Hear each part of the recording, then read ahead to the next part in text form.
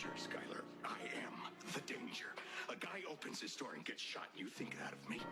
No. I am the one who knocks. Dealer B.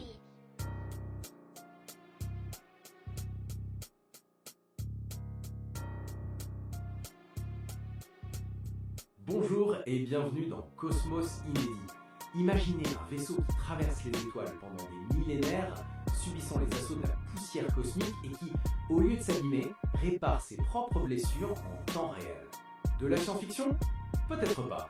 Aujourd'hui, on plonge dans une théorie qui pourrait tout redéfinir notre compréhension des objets interstellaires, grâce à l'analyse de 3i Atlas. Bonjour à tous. Alors oui, 3i Atlas, ce visiteur venu d'un autre système solaire, il a vraiment secoué la communauté astrophysique en 2025. Oui. Les données recueillies, surtout par le télescope James Webb, ne correspondaient à rien, aucun modèle de comète ou d'astéroïde connu. On a assisté à un véritable mystère cosmique. Allez, résumons les indices.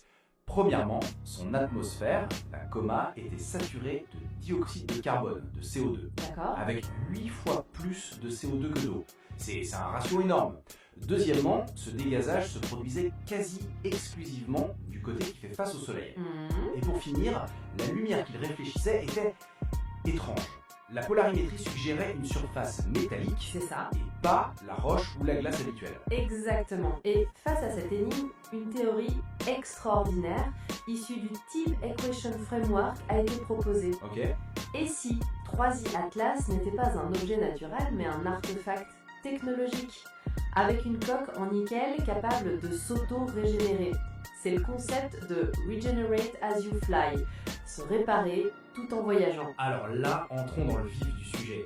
Comment une telle technologie fonctionnerait en plein vide spatial ?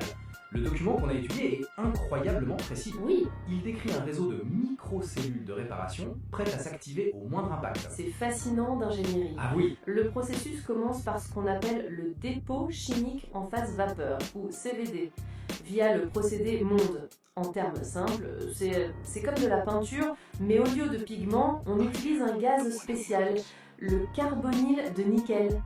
Sous l'effet de la chaleur du soleil, ce gaz dépose une couche de nickel pur, atome par atome, d'accord. directement sur la zone endommagée. Une sorte d'imprimante 3D moléculaire qui vient colmater la brèche. Mais est-ce que c'est suffisant pour un impact plus sérieux ? Non, et c'est là que la deuxième étape intervient, le cold spray encapsulé. Imaginez un jet de sable à très haute pression, mais qui projette de la poudre de nickel.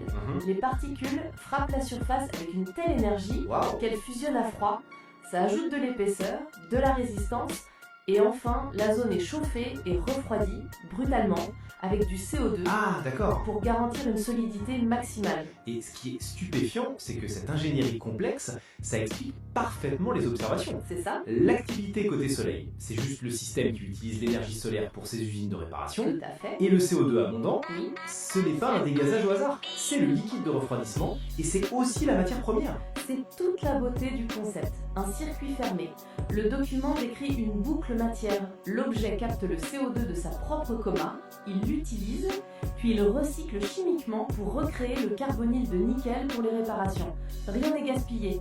Le CO2, ce gaz si bizarre au départ, Oui. devient la clé de voûte de tout le système. Et cette théorie, elle ne sort pas de nulle part, elle est solidement ancrée dans des observations réelles et Exactement. cite explicitement les articles scientifiques, comme celui de Cordiner et ses collaborateurs de 2025.